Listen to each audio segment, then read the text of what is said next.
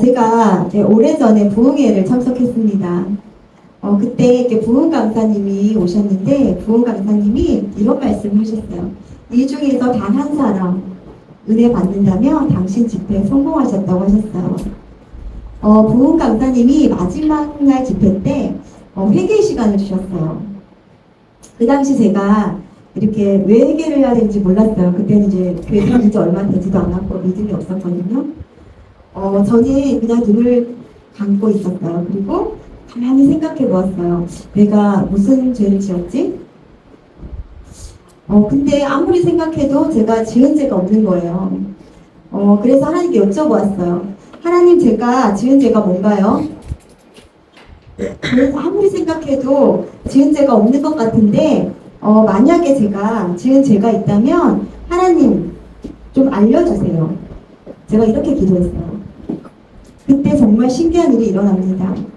제 눈앞에서 그 어린 시절부터 방금 부흥에 오기 전까지 그 잘못된 저의 행동들이 막 파노라마처럼 지나가는 거예요.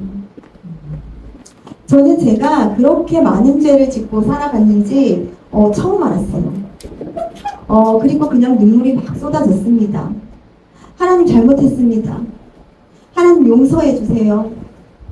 제가 회개를 하고 있었습니다. 그리고 제가 집에 돌아와서 이렇게 잠이 들었어요. 그리고 꿈을 꾸었습니다. 한가만 암흑이었어요. 그리고 그 암흑 속에서 빨간 태양이 떠올랐어요. 그리고 그 태양 속에 가시면류관 쓰신 예수님이 나타나셨습니다. 그리고 그 예수님이 아래를 바라보면서 울고 계셨어요. 제가 예수님 왜 오세요? 여쭤보았어요. 그때 예수님이 이렇게 말씀하셨습니다. 저 아래를 보거라. 그때 제가 그 아래를 보니 많은 사람들이 주여 주여 하고 손을 들고 기도하고 있었어요. 예수님, 저 사람들이 예수님께 기도하는데 왜 오세요? 기뻐하셔야죠? 그때 예수님이 이렇게 말씀하시는 거예요. 그래, 저 사람들이 나에게 기도를 하고 있단다. 그런데 나는 저 사람들의 기도를 다 들을 수가 없단다. 왜 기도를 들을 수 없으세요? 그때 예수님이 이렇게 말씀하셨어요. 나는 죄가 없는 자인데 저 사람들은 죄를 가지고 나와 기도하니 나는 그 기도를 다 들을 수 없구나. 이렇게 말씀하시며 계속 울고 계셨어요. 그리고 저는 잠에서 깨어났어요. 그리고 너무 궁금해서 목사님 달려갔어요. 목사님, 제가 이런 꿈을 꿨는데 죄를 가지고 기도한 사람 있나요? 그때 목사님이 이렇게 말씀하셨어요. 원죄와 자범죄를 설명해 주시고 또 우리가 기도할 때 항상 회개의 기도를 해야 된다고 하셨어요. 그리고 우리가 욕심을 가지고 기도하는 기도도 잘못된 기도라고 말씀해 주셨습니다. 저는 그 두 가지로 궁금증을 해결받았어요. 그리고 항상 저는 큰 잘못을 했던, 작은 잘못을 했던, 항상 하나님께 회개 기도를 합니다. 그리고 잘못한 게 없을 것 같을 때에도 잘못한 게 무엇인지 물어봅니다. 그렇게 저는 하나님께 매 순간 회개 기도를 했습니다. 여러분도 회개 기도 잘 하고 계시나요? 잘 하고 계세요? 아니요. 꼭 하셔야 돼요. 하나님은 그날 그 집회를 통해서 또 이렇게 저에게 이렇게 꿈을 통해서 이렇게 회개의 문을 열어주셨어요.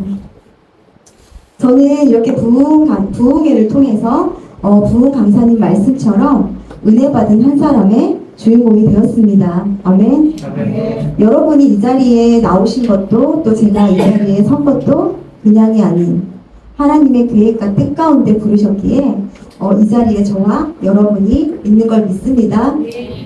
오늘의 간증 집회가 누군가에겐 은혜 받는 귀한 시간이 되기를 예수님 이름으로 축복합니다. 제가 찬양을 이렇게 하면서 이렇게 같이 좀 이렇게 간증을 할 거예요.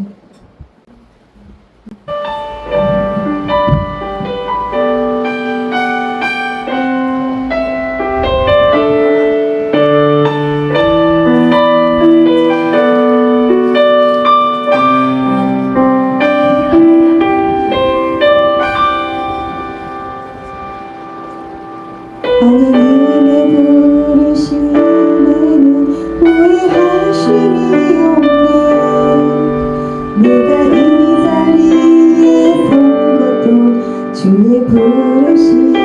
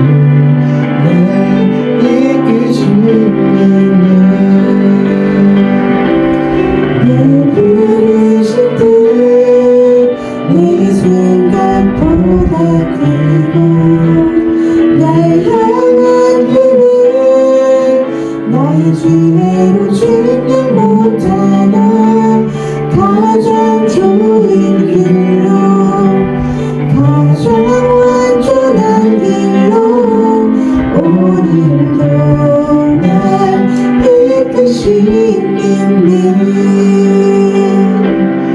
가장 좋은 길로 가장 안전한 길로 오늘도 날 이끄시는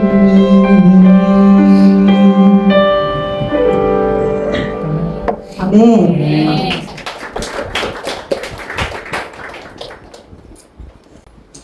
우리가 이렇게 인생을 살면서 이렇게 좋은 일만 있는 건 아니잖아요. 그렇죠?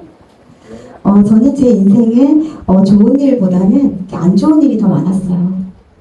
제 인생에 이렇게 줄줄이 찾아온 반갑지 않았던 그 불행들과 마주하면서 저는 저주받은 인생이라고 생각했습니다. 남들에게는 평범한 것들이 왜 나에게는 꿈이 되어야만 하는지 내 안에는 불만과 불평이 가득 차 있었어요.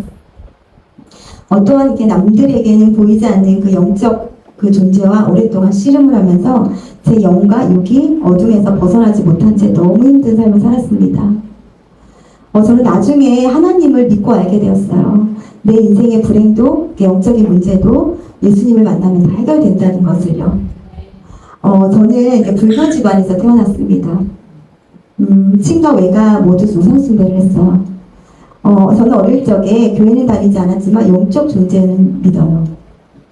어릴 적부터 이렇게 우상숭배하는 가정에 자랐기 때문에 그것들이 얼마나 더럽고 악랄하고 쓰레기 같은 존재인지 알고 있어요. 가정이 조용할 날이 없을 정도로 시끄러워요. 또 가정이 파탄나고 또 사람을 가지고 놀고 정신적으로 이상하게 만듭니다. 건강을 빼앗기고 결국 죽음으로 끌고 가려고 발악을 하는 그 마귀를 저는 어릴 적에 보고 자라고 체험을 했습니다. 제 인생에 줄줄이 다가온 불행도 악한 영적인 존재의 장난질인 것을 나중에 알았습니다. 제가 이렇게 어릴 적에 부모님이 이혼을 하셨어요. 그리고 저는 외할아버지 할머니 손에 자랐습니다. 외갓집은 제사를 많이 지냈어요. 그래서 향냄새가 진동을 했습니다. 저는 어릴 적에 그 향냄새가 너무 싫은 거예요. 할머니는 절에서 사오신 그 연불 테이프를 매일 틀어놓으셨는데 그 소리가 그렇게 싫었어요. 그런데 이게 동네에 있는 이게 교회 그 십자가는 이렇게 보기만 해도 그렇게 좋은 거예요. 크리스마스 날 이유는 모르겠어요. 그 저들밖에 한밤중에라는 그 찬양곡이 이렇게 흘러나오는데 그 어린 제 마음이 뭉클뭉클해지는 거예요. 그리고 눈에는 눈물이 그렁그렁했어요. 저는 이렇게 교회는 이렇게 다니지 않았지만 이렇게 어릴 적부터 제 마음에는 예수님이 있었어요. 친가에는 이렇게 우상을 집에 모시고 살았어요. 그리고 그것들에게 빌고 절하고 그랬어요. 아버지는 가정을 이루고 살았지만 뭔가에 홀린 듯 그렇게 가정을 돌보지 않고 밖으로 돌기 시작했습니다. 여자에 빠지고 도박에 빠지고 결국 돈을 다 날리고 이렇게 알코올 중독자가 되셨어요. 가정에는 돈을 한 푼도 가져다 주지 않았던 아버지로 인해서 엄마는 너무 힘드셨어요. 그리고 더 힘든 건 아버지는 엄마에게 폭력을 쓰셨어요. 하루는 아버지가 제 앞에서 하얀색 원피스를 입으시고 외출을 다녀오신 엄마에게 그렇게 입고 어디에 다녀왔냐고 바람을 폈냐고 그러시면서 엄마에게 의자를 던졌어요. 그런데 그 의자가 엄마의 얼굴에 맞았어요. 그리고 엄마의 입술이 심하게 찢어져서 그 엄마의 하얀 원피스가 피로 변한 일이 제 머릿속에 남아있어요. 바람을 피워서 여자에게 돈을 빼앗긴 아버지가 제정신이 아니었습니다. 그런 엄마가 가정을 유지할 수가 없었어요. 아버지와 이혼을 하셨습니다. 그리고 저는 외갓집에서 자라나게 되었고 이렇게 아버지 없는 아이로 자라나게 되었습니다. 우상 숭배 여파가 이렇게 무서워요. 저는 이렇게 친과 외가 우상 숭배를 하는 가정에서 자랐지만 제가 영향을 받을 거라고 전혀 생각하지 못했어요. 제가 우상 숭배를 한 건 아니잖아요. 그런데 마귀는 저 또한 가만두지 않았습니다. 고등학교 때 잠을 자려고 누웠는데 무언가 방으로 들어왔습니다. 그거는 사람이 아니었어요. 사람을 형체를 한 그런 이상한 존재였는데 그것이 누워있는 나에게 다가왔어요. 저는 너무 무서워서 일어나려고 하는 제 몸이 꼼짝하지 않는 거예요. 어떻게든 일어서려고 발버둥을 치는데도 제 몸이 움직여지질 않아요. 그리고 그것이 저에게 다가와요. 그리고 내 머리맡에 앉습니다. 그리고 제 눈을 쳐다봐요. 얼마나 무서웠겠어요. 그 눈과 제가 마주쳤는데 정말 몸이 움직여지지 않아요. 그리고 그것이 제 목을 조릅니다. 저는 어떻게든 살아야겠다고 바둥바둥 애를 썼어요. 사람이 이렇게 자다가도 죽는다 그러잖아요. 내가 이렇게 자다가 죽는구나. 이렇게 죽는구나. 어릴 때 그런 생각을 한 것 같아요. 그리고 저는 어떻게든 일어나려고 발버둥을 치며 일어나려고 했어요. 그러니까 제 방이 이렇게 고시원만큼 작았거든요. 바로 일어나면 이렇게 불을 켤 수 있었어요. 그래서 제가 이렇게 불을 켜야겠다는 그 생각으로 일어나서 어떻게든 일어나서 불을 켰습니다. 그런데 그때 뒤에서 잡아당기는 엄청난 힘에 의해서 제가 벽에 나가떨어져서 머리를 세게 부딪혔어요. 그리고 제가 베개를 끌어안고 할머니한테 갔어요. 할머니 나 이상한 거 봤어. 할머니 나 이런 일이 있었어. 그때 할머니가 그러시는 거예요.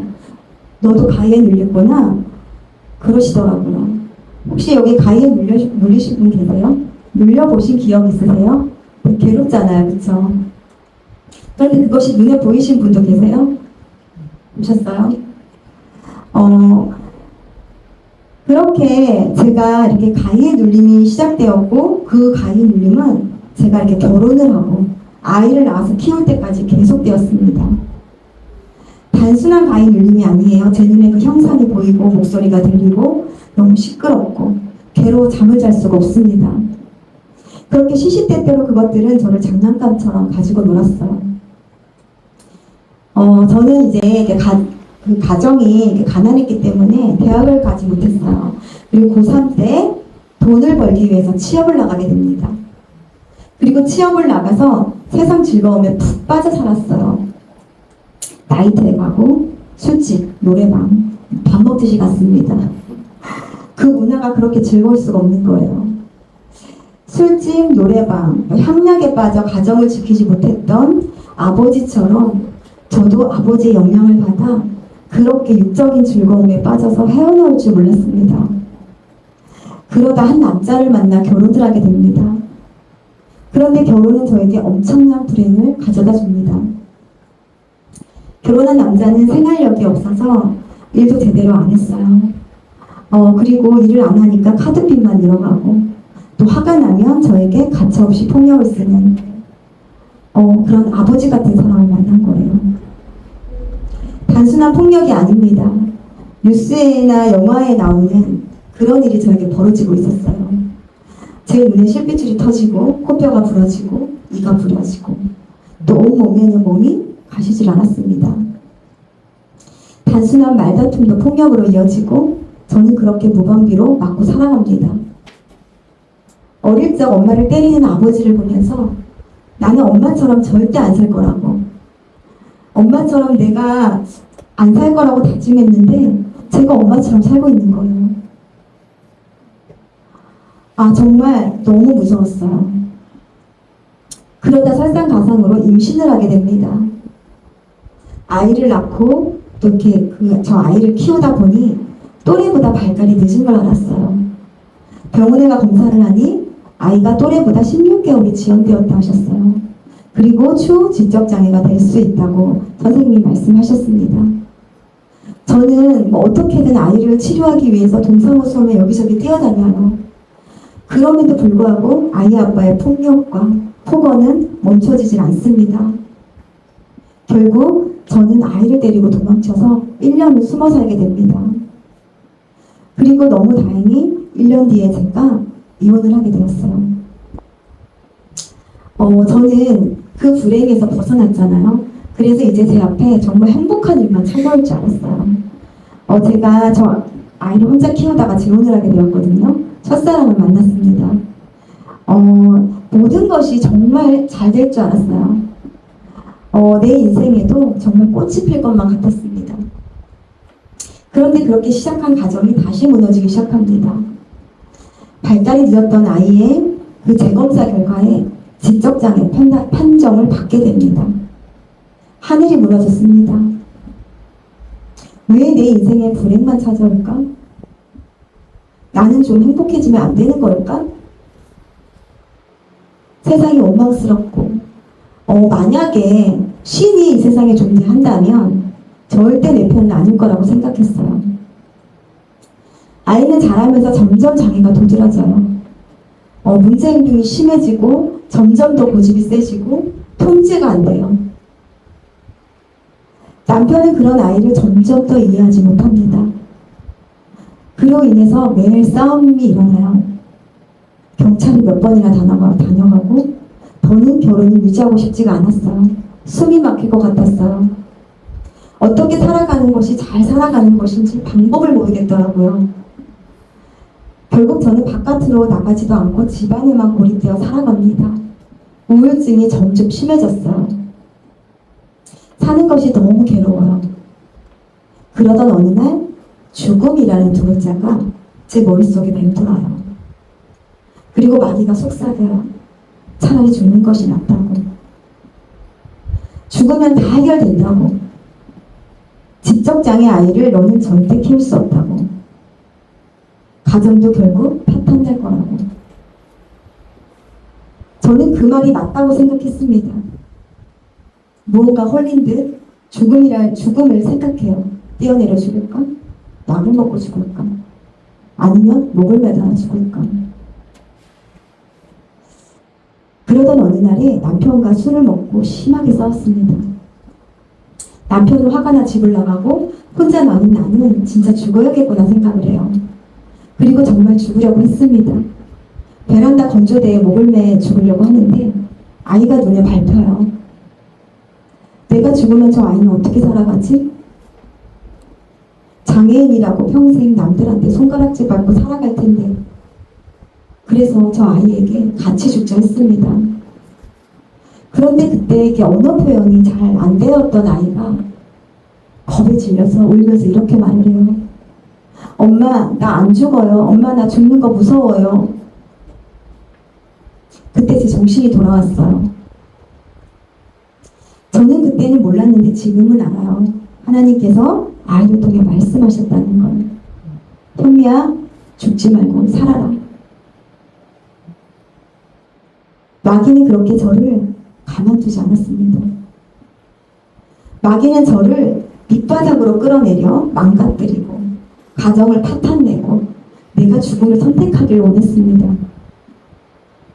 그런데 하나님은 저를 지켜주시고 살려주셨습니다. 이렇게 하나님을 모르고 살아가는 저는 살아도 산 것이 아니에요. 겨우 숨만 쉬고 있어요. 그저 하루가 빨리 지나가기를 바래요. 나에게 하루는 반갑지 않은 손님이었어요. 저는 그렇게 위태하게 위험한 벼랑 끝에 서 있었습니다. 하나님은 저를 지켜보시고 이제 저는 안 되겠다 싶으셨는지 한 아이 엄마를 보내십니다. 그 엄마는 저처럼 지적장애 아이를 키우고 있었어요. 소통이 되고 공감이 되니까 계속 만나게 되는 거예요. 그리고 금방 친해졌습니다. 그리고 친해진 다음에 알게 되었어요. 그 엄마가 목사님 사모님이라는 걸요. 그리고 저는 그 엄마를 통해서 교회에 가게 됩니다. 교회 가니 찬양이 너무 좋은 거예요. 세상 노래와 다른 찬양은 아프고 지친 내 마음을 위로해 주었어요. 그 누구도 나를 따뜻하게 위로해 주지 못했는데 찬양의 가사가 나를 너무나 따뜻하게 위로해 주었습니다. 세상에 기댈 수 없었던 나는 그렇게 하나님을 의지하면서 교회를 다니게 되었지만 환경은 달라지지가 않았어요. 하나님을 만나면 마음에 평안이 온다던데 나는 하나님이 보이지도 느껴지지도 들려지지도 않았습니다. 여전히 남편과 싸움이 일어나고 아이는 여전히 나를 너무 힘들게 해요.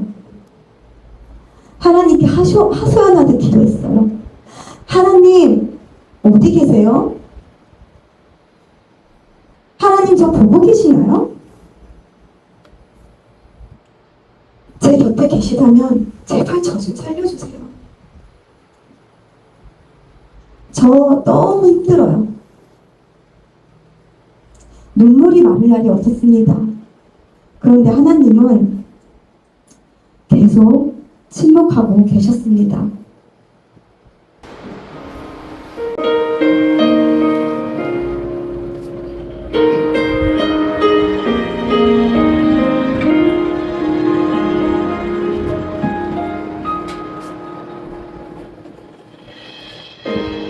내 주여 어디 계신가요? 제 말이 들리시나요? 아파서 내 마음이 너무 아파서 이렇게 당신을 부르죠. 내 주여 어디 계신 제 모습 보이시나요? 약해서 당신 앞에 너무 약해서 이렇게 울고 있는 걸요. 내 눈으로 보아도 당신을 못 봐요. 아무리 찾아봐도 당신을 못 봐요. 내 죄의 눈이 멀어 당신을 볼 수 없다면 어떻게 해야 하나요? 내 주여 나를 잡아주소서.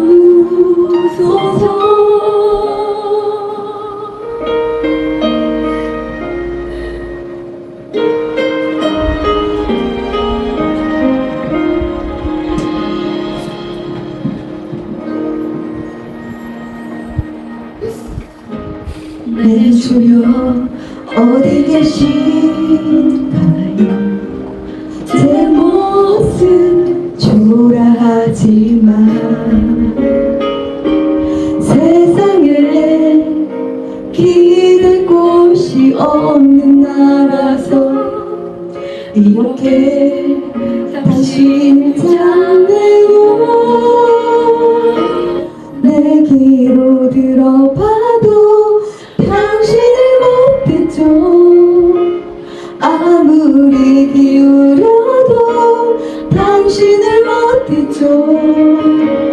내 죄의 귀가 멀어 당신을 볼 수 없다면 어떻게 해야 하나요? 내 주여 나를 잡아주소서. 손 모아 기도합니다.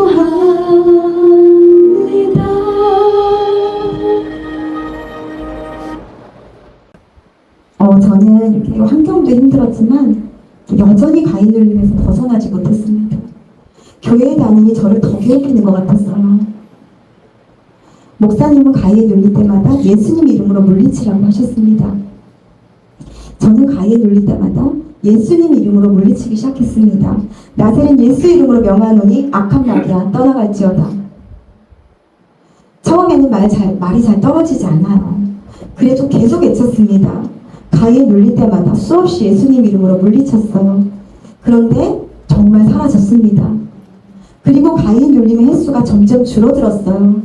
참 신기한 일이었습니다. 그러던 어느 날 뒷전에 깔깔거리면서 비는 여자 목소리가 들려요. 끙끙거리며 예수님 이름으로 물리치는데 좀처럼 사라지지가 않는 거예요.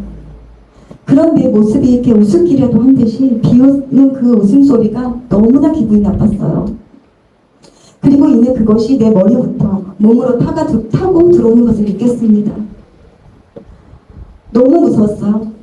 저는 계속 외쳤습니다. 나사렛 예수 이름으로 명하노니 악한 마귀야 떠나갈지어다. 계속 외쳤어요. 그리고 그것이 내 몸에서 빠져나갔습니다. 아찔했어요. 만약에 내가 교회 다니지 않았더라면, 또 예수님 이름으로 물리치는 방법을 몰랐더라면 나는 기꺼이 내 몸을 악한 놈에게 내어 주었겠구나. 그럼 나는 어떻게 되었을까? 지금 영적 싸움으로 힘든 분이 계십니까? 십자가에서 이미 세상을 이겨놓으신 예수님의 이름에 능력을 믿으십시오. 믿는 자들에게만 주신 그 특권을 마음껏 누리십시오. 예수 이름이 아니면 악한 영들을 이길 수가 없습니다. 이렇게 젊은 시절에 엄마는 이유 없이 아프셨어요. 병원에 가도 소용이 없었어요. 그리고 엄마 눈에는 이상한 것들이 보여요. 엄마는 아픈 당신 몸을 고치려 절에 가셨어요. 절에 가서 부처에게 절하고 또 스님들 밥을 이렇게 지어주면서 절에 사셨습니다. 그때 스님이 이렇게 말했다고 해요. 무당이 될 팔자라고. 무당이 되어야 병이 낫는다고. 그런데 엄마는 그 길을 가지 않으셨습니다. 지금도 기억해요. 엄마의 그 몸무게가 38kg까지 빠진 적이 있어요. 그리고 그때 밥도 제대로 못 드시고 물 한 모금도 삼키지 못하셨던 엄마가 어느 날 밖에서 당신을 부른다고, 당신이 곧 죽을 것 같다고. 그렇게 엄마는 구급차에 실려 가셨습니다. 그런데 감사하게도 엄마는 지금도 살아 계십니다. 할렐루야. 이렇게 엄마는 교회 다니시고 예수님을 이렇게 영접하시고 열심히 새벽 기도를 다니시면서 지금은 많이 건강해지셨어요. 이렇게 저에게 일어났던 영적 세계 그리고 줄줄이 이어졌던 불행이 그냥 저에게 찾아온 것일까요? 저는 지금 예수님을 믿고 축복받는 삶을 살고 있습니다. 그리고 우리 아이들도 예수님의 자녀로 살고 있습니다. 그것이 얼마나 감사한 일인지 몰라요. 내 자녀들은 하나님께 더 큰 축복을 받고 살아야 되잖아요. 하나님은 말씀하셨습니다. 너는 나 외에 다른 신들을 내게 두지 말라. 너를 위하여 새긴 우상도 만들지 말고 또 위로 하늘에 있는 것이나 아래로 땅에 있는 것이나 땅 아래 물속에 있는 것에 아무 형상이든지 만들지 말며 그것들에게 절하지 말며 그것들을 섬기지 말라. 나 내 하나님 여호와는 질투하는 하나님인즉 나를 미워하는 자의 죄를 갚되 아버지로부터 아들에게로 3, 4대까지 이르게 하거니와 나를 사랑하고 내 계명을 지키는 자에게는 천대까지 은혜를 베푸느니라. 출애굽기 20장 3절에서 6절 말씀입니다. 이렇게 우상은 이렇게 다른 신을 섬기는 것만이 우상이 아니에요. 이렇게 하나님보다 먼저인 것이 우리에게 있을 때 그것이 우상이 되는 겁니다. 자식이 될 수도 있고 물질이 될 수도 있고 쾌락이 될 수도 있어요. 저는 감사하게도 지금은 전혀 가위에 눌리지 않아요. 물론 이상한 것들도 보이지 않습니다. 가위 눌림에서 벗어나니 한동안은 이렇게 꿈으로 찾아와 괴롭혔는데 이제는 꿈으로도 찾아오지 않습니다. 그렇게 저는 예수님으로 인해서 영적인 존재의 괴롭힘에서 자유로워졌습니다. 할렐루야. 네. 그리고 하나님은 제가 이렇게 하나님보다 우상시했던 술부터 시작해서 세상에 의지했던 모든 것들을 하나하나 끊게 하셨어요. 이게 정말 신기하게 세상의 것들을 끊어내니까 그제서야 하나님께 시선을 고정할 수 있었어요. 아멘. 하나님께 시선을 고정하니 예수님의 십자가가 보이기 시작했어요. 십자가에 사랑이 들어오니 그렇게 눈물이 나는 거예요. 나는 너무 죄송했어요. 그 사랑을 너무 늦게 깨달았잖아요. 회개 눈물이 터져 나왔습니다.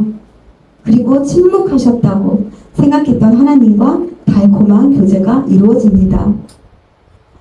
하나님이 느껴지고 하나님의 음성이 들리고 그 감동을 제가 어떻게 할 수가 없어서 블로그를 만들어 글을 쓰기 시작했어요.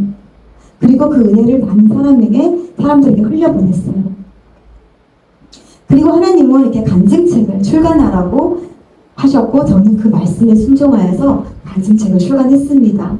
그리고 그 책은 많은 사람들에게 은혜를 주고 이렇게 복음의 통로로 쓰여지고 있습니다. 간증책을 만들기 위해서 글을 쓰는데 제 아픈 과거와 만나니 너무 힘든 거예요. 그런데 다 쓰고 나니 어느 한순간도 하나님이 안 계신 곳이 없는 걸 알게 되었습니다. 매 순간순간 하나님은 저를 위험한 순간에서 또 죽음의 고비에서 지켜주시고 살려주셨다는 걸 알게 되었어요. 저는 그렇게 항상 제 곁에 계셨던 주님을 피부로 느끼지 못하고 살았던 겁니다. 제 마음의 문을 꽁꽁 묶어놓고 이렇게 주님께 열어드리지 못한 채 그렇게 주님의 마음을 아프게 하고 기다리게 만들었어요. 너무 죄송했습니다. 그래서 이렇게 고백했습니다. 저를 살려주신 주님의 은혜가 너무 크네요. 이제는 제가 주님께 은혜 갚은 까치가 되겠습니다. 저는 그동안 너무 많은 은혜를 받고 살았어요. 뒤돌아보니까 죽음을 생각하고 살았던 제가 어느 순간 죽음을 생각하지 않았어요. 상처로 이렇게 낮아진 그 자존감으로 고립되어서 살았던 제가 사람들과 소통을 하며 살아가고 있었어요. 또 심한 우울증으로 이렇게 약을 먹고 살았는데 제가 어느 순간부터 전혀 약을 먹지 않고 살고 있었습니다. 아이의 장애를 이해하지 못하는 그 남편이 미워서 매일 남편과 싸우면서 이혼만 생각했던 제가 어느 순간 가정만큼은 지키겠다고 매일 남편을 위해 기도하고 있었어요. 힘든 일이 올 때면 내 감정에게 충실해서 밑바닥으로 꺼져 있었던 제가 하나님께 기도하며 그 힘든 순간을 하루하루 잘 견뎌내고 있었습니다. 제 인생이 하나님 때문에 역전이 되어 있었어요. 하나님은 오랜 시간 저를 이렇게 조금씩 다듬어 가시고 변화시켜 놓으셨습니다. 그리고 불행한 삶에서 이렇게 축복의 삶으로 바꿔 놓으셨어요. 만약에 제 인생에 하나님이 찾아오시지 않았다면 아직 저는 이렇게 밑바닥 인생에 살고 있을지 모르겠어요. 그 불행의 늪에서 이렇게 헤어나오는 방법을 몰라서 이렇게 세상을 비판하면서 알코올 중독자가 되어 있을지도 모르겠어요. 아니면 이 세상 사람이 아닐지도 모르겠어요. 하나님 때문에 지금까지 살아왔고 또 지금 이 순간도 하나님 때문에 살아갈 수 있다는 것이 축복이고 은혜입니다. 여러분은 하나님께 어떤 은혜를 받으셨습니까? 이미 은혜를 수없이 받았음에도 불구하고 우리의 마음이 무뎌져서 그 받은 은혜를 느끼지 못하고 살아가고 계시지는 않나요? 하나님은 가장 밑바닥에 있는 저를 찾아오셔서 구원시켜 주시고 또 살려주시고 사람 만들어서 간증의 자리에 세워 놓으셨습니다. 우리를 선택하시고 우리를 찾아와 주시고 우리를 자녀 삼아 주시고 이렇게 십자가에서 당신의 목숨을 내어주실 만큼 우리를 사랑하셨던 주님의 그 은혜를 우리는 얼마나 느끼며 살아가고 있나요? 그냥 모든 것이 은혜였어요. 지금 숨을 쉬는 이 순간도 하나님께 받은 은혜는 당연한 것이 아니었어요. 너무나 소중하고 감사한 것이었습니다. 이제는 그 은혜를 우리가 주님께 갖고 살아야 해요. 여러분을 구원시켜 주신 주님께 어떻게 은혜를 갖고 살아가시겠습니까?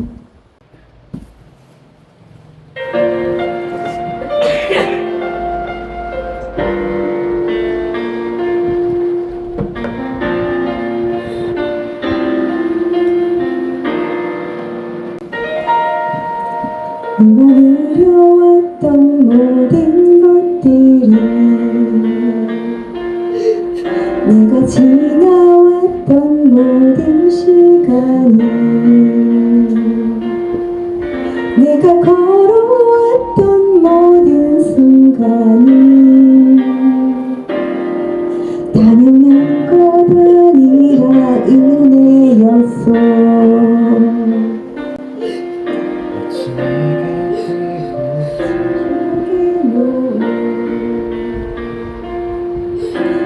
꽃향기와 가을의 열매 변하는 계절의 모든 순간이 당연한 것 아니라 은혜였어. 꽃이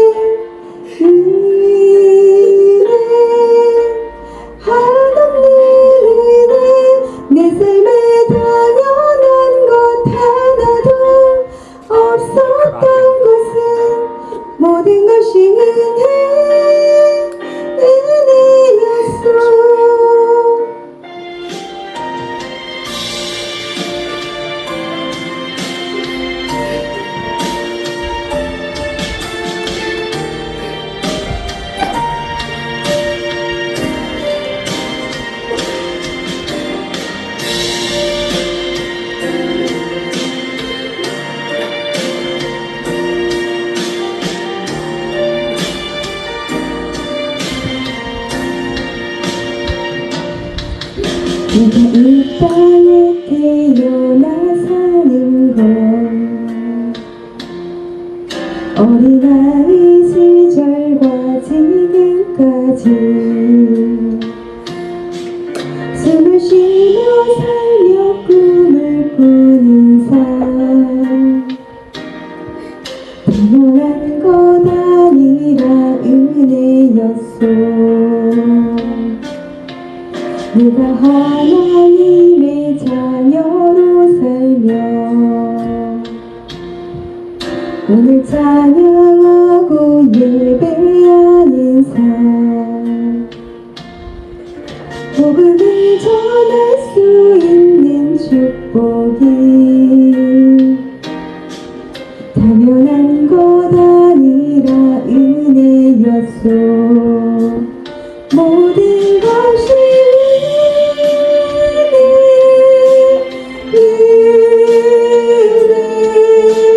은혜 하나님의 은혜 내 삶에 당연한 것 하나도 없었던 것을 모든 것이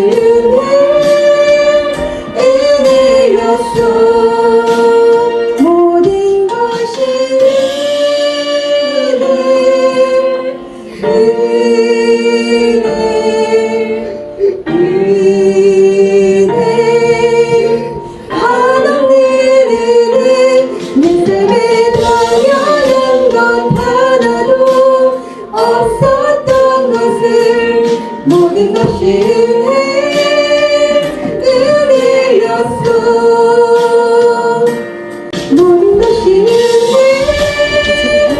은혜였어. 네. 하나님께 은혜를 받은 저는 하나님이 기뻐하시는 전도를 하기로 했습니다. 노강 전도를 하고 관계 전도를 하고 예쁘게 손편지를 만들어서 손편지 전도를 합니다. 어떻게 하면 하나님을 기쁘게 하시는 전도를 할까? 어떤 방법으로 전도를 하든 하나님은 전도하시는 그 모습을 예뻐하십니다. 아멘. 어떤 방법으로 전도를 하든 우리의 마음이 한 영혼에게 최선을 다할 때 하나님은 열매를 맺게 하십니다. 아멘. 그래서 저는 사람이 아닌 이렇게 하나님을 먼저 감동시키는 아멘. 전도를 하기로 했습니다. 아멘. 손편지 전도가 그렇게 시작되었습니다. 주님께 정성을 보여드리고 싶었어요. 하나님은 손편지 전도를 기뻐 받으셨습니다. 하나님이 꿈속에 나타나셔서 저를 안고 오셨어요. 이렇게 힘든 상황 속에서 정성스럽게 손편지를 만들어서 전도를 한다고 저를 계속 안고 오셨습니다. 그리고 하나님은 간증 가는 교회마다 손편지를 만들어가라는 감동을 주셨어요. 아멘. 그래서 간증 가는 교회마다 이렇게 손편지 전도를 만들어 가는데요. 오늘 이렇게 예수로 교회도 만들어 왔습니다. 아멘. 이제 이거거든요. 이쁜가요? 너무 예뻐요. 직접 만들었어요. 꽃도 붙이고 글도 쓰고 안에는 편지도 들어 있습니다. 조금 이따 드릴게요. 제가 이렇게 오래전에 꿈을 꿨어요. 제가 기차를 타고 어디로 가고 있습니다. 그리고 제가 목적지에 내립니다. 그리고 온 세상이 흑백으로 변해버려요. 너무 기분이 좋지 않아요. 저는 그곳을 빠져나오고 싶었어요. 그래서 길을 빠져나오려고 하는데 아무리 찾아도 길이 없어요. 여기로 가도 막혀있고 저기로 가도 막혀있고.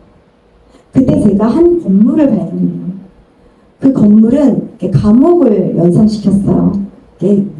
그 건물 안에 작은 방들이 많이 있었고 그 방에는 사람들이 한 명씩 갇혀 있었어요. 그리고 어떤 한 건장한 남자가 오더니 한 사람씩 끌고 가요. 그리고 한 사람은 기둥에 세우고 한 사람은 바닥에 눕혔습니다. 기둥에 세운 사람은 양쪽에서 건장한 남자가 밧줄로 꽁꽁 묶어서 양쪽에서 잡아당깁니다. 언제까지 잡아당기냐면 살아있는 사람의 배가 터져서 창자가 흘러나올 때까지. 그리고 누워있는 사람은 머리부터 발끝까지 껍질을 벗겨냅니다. 비명소리가 들려요. 저는 그곳을 빠져나오고 싶었어요. 제가 여기에서 있다가는 저 사람들처럼 잡혀서 저렇게 죽을 것만 같았어요. 제가 아무리 빠져나오려도 길이 없어요. 그때 장사하는 한 상인분을 만납니다. 제가 그분한테 이렇게 말했어요. 저기 저 건물 보이세요? 보인대요. 그런데 왜 도망치지 않고 이렇게 여기 계세요? 그때 그분들이 이렇게 말을 해요. 여기는 나가는 길이 없어요. 나가는 길이 없어서 평생 이렇게 일만 하다가 나이가 먹거나 병이 들면 저 사람들처럼 저렇게 붙들려 가서 저렇게 죽는데요. 그 죽음을 그 사람들은 받아들이고 있었어요. 그래도 저는 어떻게든 살아서 나가고 싶었어요. 또 길을 찾아요. 길이 없어요. 그때 한 여자분을 만납니다. 인자하게 생긴 여자분이었는데 그분이 저한테 그래요. 길을 찾고 계세요? 제가 네, 길을 찾고 있어요. 그때 그분이 저에게 그래요. 제가 그 길을 아는데 알려드릴까요? 네, 알려주세요. 제가 정말 구세주를 만났습니다. 그분이 근데 이렇게 말씀하시는 거예요. 이곳은 들어오는 길은 여러 길인데 나가는 길은 오직 한 길입니다. 그러시는 거예요. 그리고 그분이 저를 그 길로 데려다 줬어요. 그런데 너무 신기하게 제가 그렇게 찾아 헤매 다닐 때는 길이 없었는데 정말 길이 있는 거예요. 그분을 따라가니 그 길에는 정말 많은 사람이 줄을 서 있었어요. 그리고 그 길 끝에는 경계선이 있었고 그 경계선 너머에는 너무나 밝은 빛이 빛나고 있었어요. 그리고 사람들이 다 양동이를 들고 서 있는 거예요. 저도 양동이를 들고 서 있었습니다. 그리고 그 사람들이 사라질 때마다 그 양동이에 토를 하고 사라지는 거예요. 제가 아니 사라지면 곱게 사라지면 될 것이지 왜 더럽게 양동이에 토를 해. 나는 절대 토하지 않을 거야. 그리고 제 차례가 왔는데 정말 제 의사와는 상관없이 제가 양동이에 토를 하고 사라졌습니다. 그리고 현실 세계로 돌아왔어요. 얼마나 기뻤을까요? 그래서 제가 만나는 사람들 때마다 이렇게 말을 해요. 내가 이런 어마무시한 곳에 다녀왔다고. 정말 죽을 뻔했다고. 그때 사람들이 너무나 잘 됐다고. 너무나 다행이라고. 이렇게 말을 해요. 그때 제가 뭐라고 말하냐면 그런데 어쩌죠? 저 거기 다시 다녀와야 될 것 같아요. 그때 사람들이 이제 미쳤다 그러죠. 죽으려고 다시 가냐고. 저는 어쨌든 그곳에 소중한 것을 두고 왔기 때문에 다시 가야 합니다. 저는 다시 그 기차를 타러 처음에 기차를 탔던 곳으로 다시 갔어요. 그리고 처음에 탔던 그 기차를 기다리고 있습니다. 그리고 기차가 들어와요. 그런데 너무 신기하게 처음에는 보이지 않았던 그 시커먼 기차가 들어오는 거예요. 그리고 그 기차에 지옥행이라고 써 있었습니다. 너무 무서웠어요. 여러분들 같으면 타실 건가요? 타실 거예요? 소중한 걸 두고 왔다니까? 저는 탑니다. 타는 순간에 거기 앉아있는 사람들이 다 흑백으로 변해요. 그리고 다 무표정으로 변해요. 정말 산 송장들 같았어요. 그리고 그 기차가 멈춰선 정거장마다 이렇게 사람들이 그 기차를 타려고 서 있어요. 왜요? 그 사람 눈에는 새까만 기차가 보이질 않아요. 다 기차에 올라탑니다. 저는 이 기차 타면 안 돼요. 이 기차 타면 큰일 나요. 라고 말하고 싶은데 입이 한마디도 밖으로 나오질 않아요. 그렇게 저는 그 기차를 타고 목적지에 내립니다. 그리고 목적지에 내리자마자 다시 온 세상이 흑백으로 변해요. 그리고 저는 꿈에서 깨어났습니다. 어땠을 것 같아요? 너무 기분이 안 좋잖아요. 그쵸? 왜 다시 가서 이렇게 나오지도 못하고 꿈에서 깨어났냐고요. 저는 목사님한테 다시 갑니다. 목사님 제가 이런 꿈을 꿨는데 이게 무슨 꿈이에요? 그리고 왜 나는 그곳에 가서 나오지 못했어요? 제가 두고 온 소중한 것이 무엇이에요? 그때 목사님이 이렇게 말씀하세요. 그거는 하나님께 직접 여쭤보는 게 좋을 것 같아요. 하나님이 답을 알고 있을 것 같아요. 제가 집으로 돌아오는 길에 하나님께 여쭤봐요. 하나님, 제가 꾼 꿈이 무엇인가요? 저는 왜 그곳에 가서 빠져나오지도 못하고 깨어났나요? 제가 두고 온 소중한 것이 무엇인가요? 그때 하나님은 두 가지를 기억나게 하십니다. 그 두 가지가 무엇이었을까요? 제가 처음에 장사하는 상인분을 만났다고 했잖아요. 그쵸? 그 상인분과 무슨 대화를 나누었어요? 맞아요. 그 상인분이 나가는 길이 없어서 이렇게 저렇게 살다 죽는 것이 자기들 운명이라고 받아들이고 살고 있었잖아요. 그리고 제가 또 누구를 만났죠? 여자분. 그 여자분이 저를 어떻게 했어요? 길을 알려주었잖아요. 그러면 제가 거기 왜 갔어요? 네, 길을 모르는 제가 길을 모르는 사람들을 알려주기 위해 갔어요. 그럼 제가 거기에 두고 소중한 것이 무엇이었을까요? 길을 몰라서 지옥에 갈 수밖에 없는 영혼들이었어요. 그리고 제가 이렇게 양동이에 이렇게 토를 했다고 했잖아요. 그 양동이에 토한 건 무엇이었을까요? 맞아요. 우리의 더러운 죄였어요. 우리의 죄가 양동이에 토해지지 않으면 하나님 만날 수 없습니다. 그리고 우리는 그 길을 몰라서, 구원의 길을 몰라서 죽을 수밖에 없는 영혼들에게 이미 길을 아는 우리가 그 길을 알려주어야 돼요. 그 길은 오직 예수님 밖에는 구원의 길이 없습니다. 그 길은 오직 한 길입니다. 아멘. 이렇게 꿈을 꾸고 나서 저에게도 이렇게 전도라는 거룩한 부담이 다가왔습니다. 하나님께서는 저를 이렇게 노방전도를 하게 하셨고 관계전도를 하게 하셨어요. 같은 장애인 그 아이를 키우는 엄마를 전도하게 하셨고, 또 저처럼 어린 나이에 결혼해서 이렇게 마음이 우울하고 이렇게 힘들어하는 엄마를 이렇게 전도하게 하셨어요. 또 정신적으로 힘들어서 세상에 소외된 그런 사람들을 전도하게 하셨어요.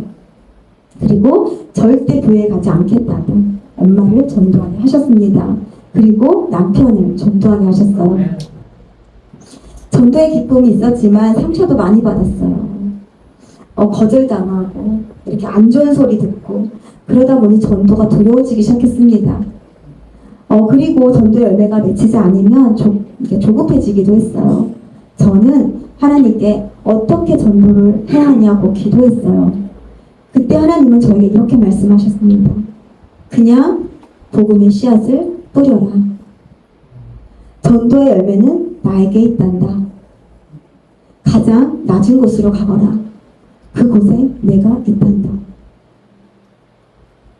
누군가를 전도하기 위해서 기도를 하고 이렇게 노방전도를 열심히 복음의 씨앗을 뿌리고 또 어떤 말을 듣든지 이렇게 한 영혼을 위해서 최선을 섬기는 그 자리, 그곳이 낮은 곳이고 또 그곳에 예수님이 계십니다. 그곳에 계신 예수님 마음을 감동시킨다면 전도의 열매는 하나님이 주십니다. 아멘. 저는 이제 노방전도의 자유를 느끼며 전도해요. 노방전도가 안 된다고 노방전도가 멈춰진 교회가 있어요. 그런데 하나님도 그렇게 생각하실까요? 노방전도가 멈춰지면 아무 열매가 없어요. 저는 교회마다 노방전도가 살아나길 기도합니다. 제 간증이 이렇게 전도의 작은 불씨가 되기를 기도해요.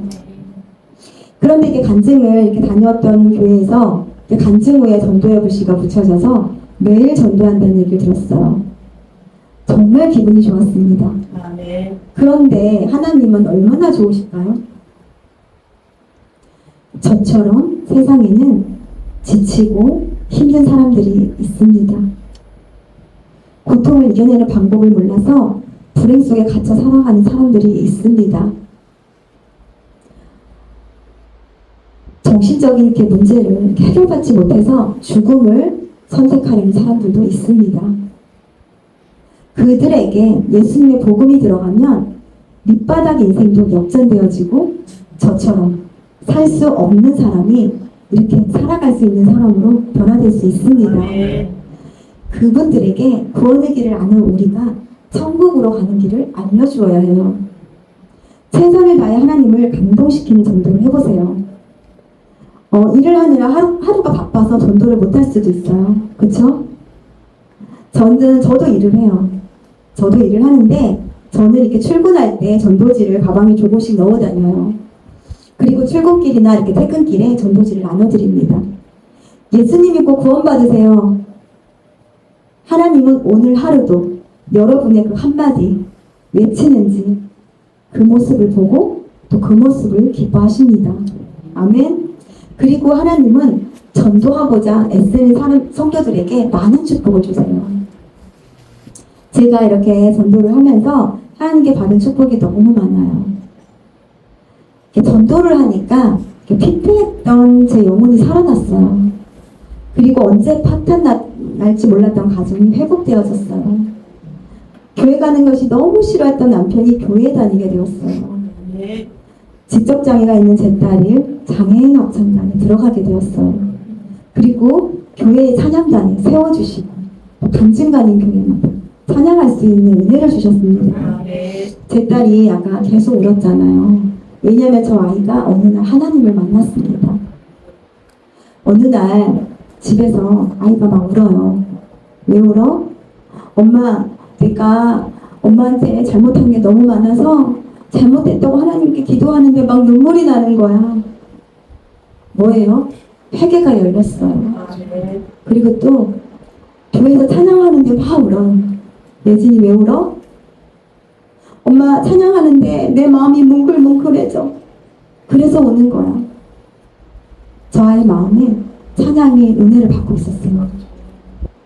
그리고 누구보다 이렇게 열심히 교회 예배 참석도 잘하고 또 이렇게 참석 안 하는 성도들에게 막 카톡하고 전화해서 교회 나오라고. 근데 그 성도님들은 안수지사님도 계시고 권사님도 계시고 장로님도 계세요. 뜨끔뜨끔 하는 거예요, 성도님들이. 그래서 어느 분이 이렇게 말해요. 예진이가 말하면 이렇게 말을 안 들을 수가 없대요. 그렇게 저 아이가 우리 교회 일명 전도사예요. 별명이. 아멘. 전도사님 역할을 다 하고 있어요. 저 아이가. 이렇게 하나님은 이렇게 똑똑한 사람만 만나주시는 게 아니잖아요. 그렇죠? 부족한 사람도 만나주시고 이렇게 저처럼 세상에 정말 이렇게 정신적으로 힘들었던 저 같은 사람도 만나주시고 아멘. 지적장애를 가진 저 아이도 만나주시고 아멘. 하나님 그렇게 만나주세요. 그런데 우리의 중심이 정말 하나님 향해 있는지 그것이 문제예요. 아멘. 하나님은 우리에게 말씀하세요. 내 마음을 열어서 하나님을 초대하라고. 하나님은 항상 밖에서 서서 계세요. 노크를 하세요. 그런데 우리가 그 문을 열지 않아서 하나님을 만나지 못할 뿐이에요. 하나님은 그렇게 계속 우리를 기다리고 계십니다. 아멘. 여러분도 그 하나님을 만나셨나요? 혹시 만나지 않은 분이 계시다면 하나님에게 문제가 있는 게 아니에요. 우리의 마음에 문제가 있는 거예요. 우리가 그 마음을 열지 못해서 하나님 만나지 못한 거지. 하나님은 항상 우리를 만날 준비가 언제든 되어 있어요. 왜요? 그 문을 열기만 하면. 아멘. 이렇게 또 하나님은 저에게 이렇게 제가 물질이 정말 없었거든요. 물질 없이 너무너무 힘들게 살았어요. 그런 저에게 이렇게 정말 이렇게 물질이 없어서 남에게 베풀지도 못하고 그렇게 궁핍한 삶을 살았는데 하나님 저에게 물질의 축복도 주시고 아멘. 그래서 이렇게 하나님과 또 이웃에게 이렇게 물질을 베풀고 살아갈 수 있는 마르지 않는 축복도 허락해 주셨습니다. 아멘. 정말 더 큰 은혜는 하나님이 저를 이 자리에 세워주신 거예요. 아멘. 그게 너무 큰 은혜예요. 아멘. 이보다 정말 더 많은 축복이 있는데요. 그 은혜를 어떻게 다 말로 표현할 수 있겠어요? 그쵸? 시간이 이렇게 정말 많이 지나갔어요. 많이 지나갔죠?